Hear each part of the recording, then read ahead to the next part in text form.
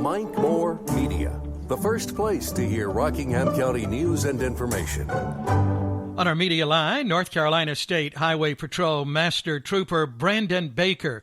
Hey, Trooper Baker, how you doing? Hey, good morning, Mike. How are you, sir? I'm doing fine. Always good to have you on the program. And your topic today is distracted driving. So let's jump right in, very timely, with what's coming up next month. Absolutely. April is Distracted Driving Awareness Month, and that kicks off on April the 1st. And, you know, while distracted driving is a primary focus of our enforcement program throughout the year, this just is a time that's designated to just remind everyone truly how dangerous and how avoidable these types of incidents are as it relates to distracted driving. Sure. And there are more and more distractions all the time, aren't there? Absolutely. You know, a lot of times, and most often cases, the cell phone is the primary distraction in most situations. Mm-hmm. But a lot of times folks may not think about other distractions. I know if anyone's ever driven at any amount of time, you know that things like the climate control, the radio, passengers, now with some of the dining restrictions, you know, most folks are going through the drive-thru, eating their meals on the road. And a lot of the times that can be distracting as well, even though we may not identify how dangerous that could be. Mm-hmm. Sure. Well, it's nice to have all that technology at our fingertips, but, you know, it's too much, it seems to me sometimes, in the car because it's so distracting when we can, you know, be fiddling with our GPS and tracking things and finding out all kinds of information that is important to us, but maybe not while we're driving. Right. And, you know, that's I always try to advise any teen driving group that I ever get to present information to, but especially drivers of any age, always rely on that passenger that you have in the vehicle. If it's something that you have a phone message to respond to, or if it's something like the climate control or, you know, a technology adjustment like you mentioned, you know, put that task to a passenger that's in your vehicle up front, and that would more than likely will help you as the driver to be able to focus on the task that you need to be doing, and that's driving. Mm-hmm, sure. Well, you've mentioned a number of things there, but cell phones still maybe at the top of the list, perhaps? Yes, primarily for most drivers, regardless of experience or age, the cell phone is probably the most distraction that we will see. And, you know, a lot of the times folks that are driving, they've driven for a long time, they've probably used a cell phone for a long amount of time, and so they're fairly comfortable with both items. But when you put both together, that's a very dangerous combination. Mm-hmm, sure. Okay. Well, any other pointers, tips that we may want to remind people about? Well, in 2020, there were 157 distracted driving-related fatalities in North Carolina, and you know those are definitively proven that a distraction was the case. Oftentimes, you know, when just folks will just look at things like that and just know that there's nothing distraction or any other reason in the vehicle that would equate to someone's life. There's not a text message. There's not a phone conversation that's worth anyone's life. And if folks can just drive with that mindset and have the respect for others when they are on the road, that can really make things much safer for everyone. So 127 people that we know about for sure gone because of distracted driving. I'm sorry, it was 157. I may not be clear. Yeah, 157. And, yes, 157.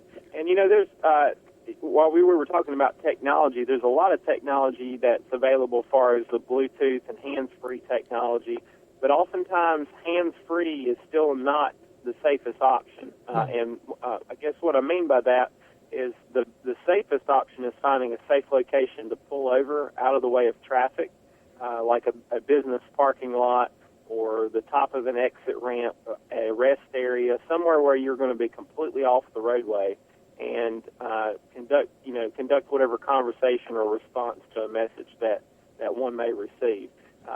In a hands-free situation, while it does put your both hands back on the wheel and your eyes up on the road, and, you know, there's voice commands that can operate that technology, that person's mind is still tied to that phone conversation, and that attention is still diverted to that task while they're driving. And a lot of the times we will happen upon people that we think are disabled motorists, and they're just on the side of the roadway. Like, say for instance, in your area, US 29, the speed limit's very high for that portion of highway, and it's not uncommon to see folks on the side of the road, and they're just simply on their cell phone talking or responding to a text message. And while we don't want them driving and doing that task, folks need to think about when they do pull over, where they pull over, and because that could greatly contribute to being involved in a crash if someone else was distracted or left their lane. It could easily be a very severe crash. So just folks can just think about that ahead of time. That will make the roadway much safer as well. Sure. Okay. All right. Some very good information. And you mentioned 29 there, and that section that's 70 miles per hour. I'll be on that in a couple of days, as a matter of fact, going to Greensboro. This is completely off subject, but if I may, Trooper, I've heard so many different stories of this. If it's 70, how fast can I go?